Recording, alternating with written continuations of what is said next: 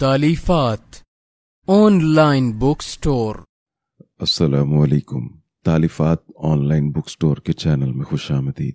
दोस्तों, आज मैं आपको एक बहुत अहम बात समझाने जा रहा हूँ। हमारे मुआशरे का ये संगीन मसला है कि जिसकी तरफ कोई तवज्जो नहीं देता।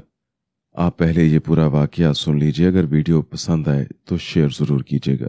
दोस्तों, पाकिस्तान के गैर मारूफ इलाका अजीमाबाद में एक औरत बहुत छोटी उम्र में बेवा हो गई। जब उसका खामंद फौत हो गया तो उसने सब्र का दामन थाम लिया और इबादत वाली जिंदगी को अपना मामूल बना लिया। दिन रात इबादत में मशगूल रहती, रोज़ा रखती और रात को क़याम करती थी। अल्लाह की याद में अपने आप को मसरूफ़ कर दिया। रोज़ा इफ्तारी करते वक्त कोई रूखी सूखी रोटी खाकर गुजारा कर लेती थी। हर वक्त तिलावत में अपने आप को लगाए रखती, हत्ता कि इसी हालत में जवानी गुजार दी और बुढ़ापे तक पहुंच गई। इर्द गिर्द की खवातीन इसकी बहुत ज्यादा अकीदतमंद हो गई थीं और इसकी सच्ची पारसाई की वजह से मुरीद बन गई थीं और अक्सर उसके पास आकर बैठती थी। ये उनको नसीहत किया करती और अच्छी बातें सुनाती थी। जब उसकी मौत का वक्त करीब आया तो कुछ औरतें उसके पास ही बैठी थीं। उसने इन सब को बुलाकर जमा किया और पूछने लगी, मैंने कैसी पाक दामनी, पारसाई और इज्जत और हुर्मत वाली जिंदगी गुजारी है। सभी ने कहा, यह बहुत मुश्किल जिंदगी थी, ऐसा तो कोई भी नहीं कर सकता। ये तुम्हारी बड़ी मेहनत और मुशक्कत का नतीजा है।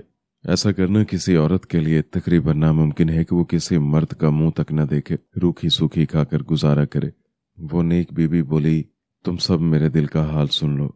जवानी से बुढ़ापे तक मुझे हमेशा मर्द की कमी सताती रही।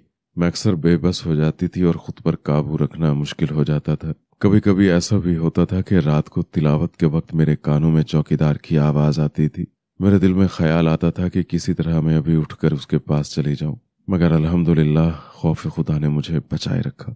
अब मेरा आखिरी वक्त है। मेरी एक नसीहत याद कर लो कि कभी भी किसी जवान बेवा को बेनिकाह न रखना। दोस्तों, इस तरह के कई सच्चे वाकयात हमारे मुआशरे में मौजूद हैं। लोग बेवा के साथ बहुत जुल्म करते हैं। बिलखुसूस जवान बेवा के बारे में कोताही करना बहुत बड़ा जुल्म है।